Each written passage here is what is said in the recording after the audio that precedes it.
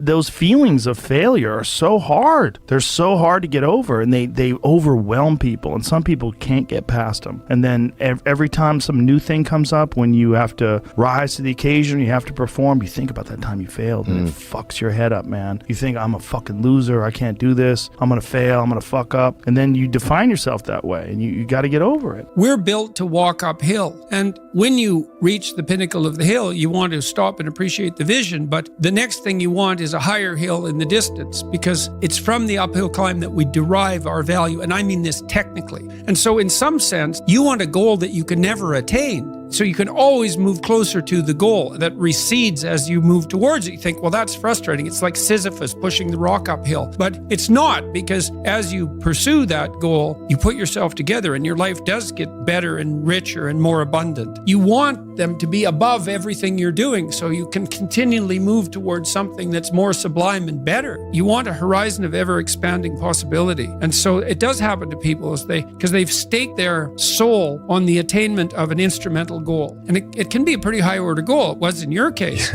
But then you think, well, now I'm there. Now what? It's no, you want to be like an active warrior moving uphill with your sword in hand. And that's dynamic. That's exciting. We all want to win, but the path people take to get to winning, everybody wants the end result, and they want to feel the sugar and the confetti and all that other stuff. But what you have to endure to win, no one wants to talk about. And that's what really winning is about, because you spend more time enduring it and being in and not in a good place. No matter what you do in life, where you're at, this is what winning takes. You know every single successful person, every single one that you've had, every single win, the next one's a little bit more difficult. It's a little bit harder to get.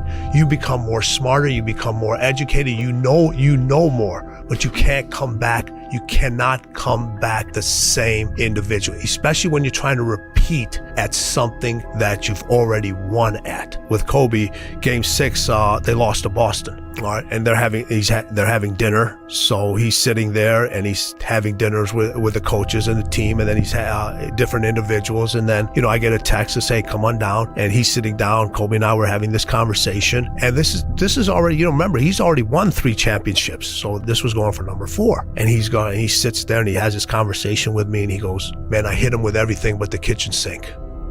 And I looked at him, I said, what the hell are you saving the sink for? And he just gave me that mama glare. How many times do people go through in life? What's his reaction? He didn't have to say a word. We were so in tune, he didn't have to say a word.